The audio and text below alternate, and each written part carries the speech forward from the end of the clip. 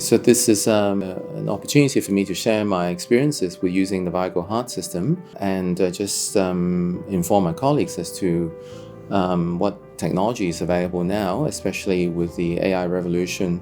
And this certainly is, in my opinion, to be the leading Holter system on the market. And I've been trialing it initially for a year and a half ago, running it parallel with my own Holter system, and found its performance to be excellent and superior. So in fact, I've transitioned most of my Holters to this system now. Initially, I was just doing it as a trial, for a friend. Since then, I've been invited to be a director of the company and just more in a medical advisory capacity to more fine-tune the product to make it perform the way we need it to perform as a training cardiologist. VIGO Heart essentially consists of a system where instead of the traditional Holter with typically several wires, which is cumbersome, uncomfortable, subject to failure because they come off, the VIGO Heart basically is a simple stick-on patch.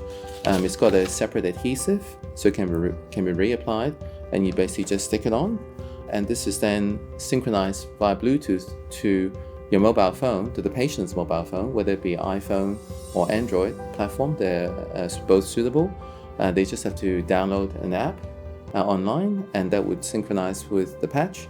And it takes about 5 minutes to hook up, and off they go. The rechargeable battery in here lasts just over 4 days.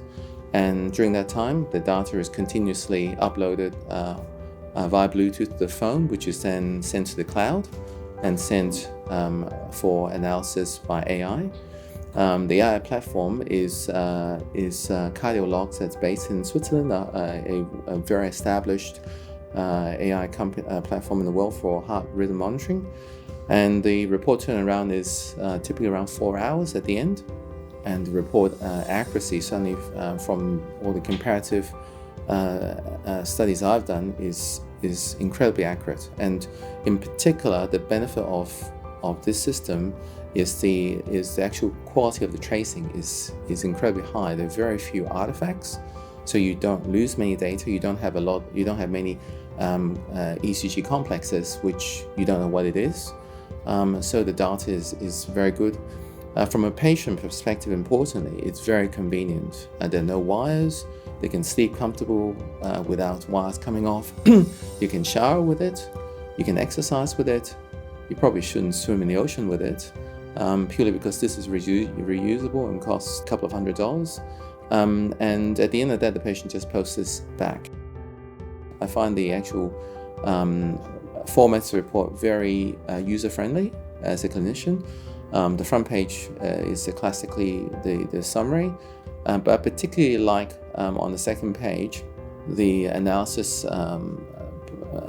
by graph of what happens over the 4 days, and you can link temporally where the arrhythmias are versus the hour of the day on the graph, so you can very easily see whether they're happening more daytime, morning, afternoon, evening, or overnight. And I've picked up the diurnal variations, the difference between day and night is so easily spotted.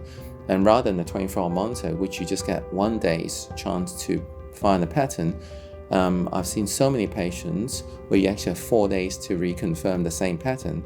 And it is surprisingly how often I've actually seen these where the pattern is very reproducible in the same patient.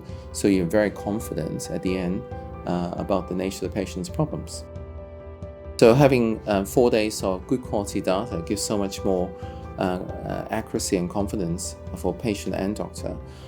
So from examples like doing heart monitoring after, say, patients had a stroke and you're screening especially for atrial fibrillation, having a 4-day study.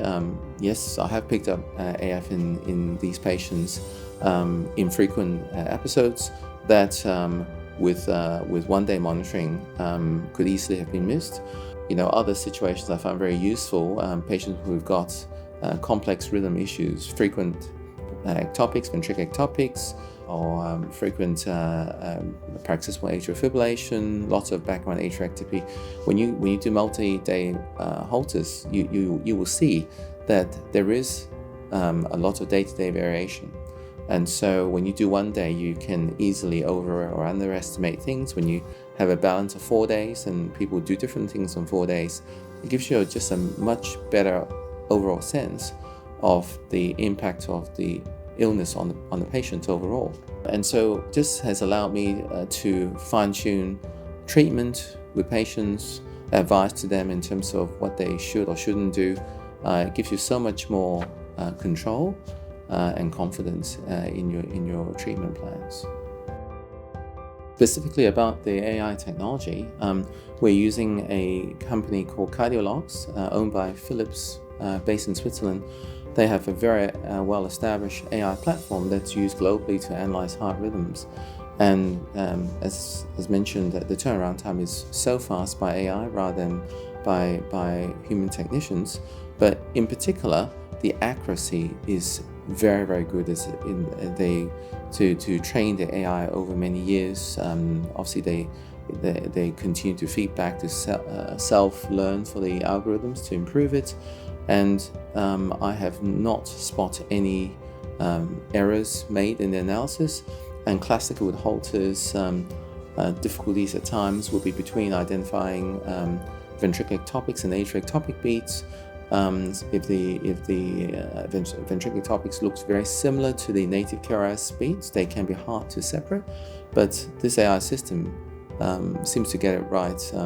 Certainly, for all the time that I have used it.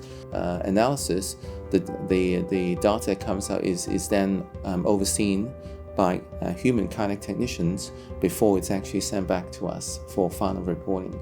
So it's a multi-step process which lends a lot of confidence. I think technology like this with VIGO Heart and AI and the easily available multi-day monitoring system should provide a significant step forward, for managing patients with cardiac arrhythmias in the era where we are increasingly moving towards screening patients for problems before they necessarily become unwell from this. I mean, there's a huge burden of cardiac arrhythmias with the aging populations, with diabetes, increasing risk, sleep apnea patients having atrial fibrillation. Many of these patients are undiscovered, potentially until they get in trouble, like having a stroke. Having actually a high quality, accurate, multi-day monitor that's easy to use, comfortable for patients, should only enhance our ability to find these patients who are potentially in danger, and so improve our ability to look after people.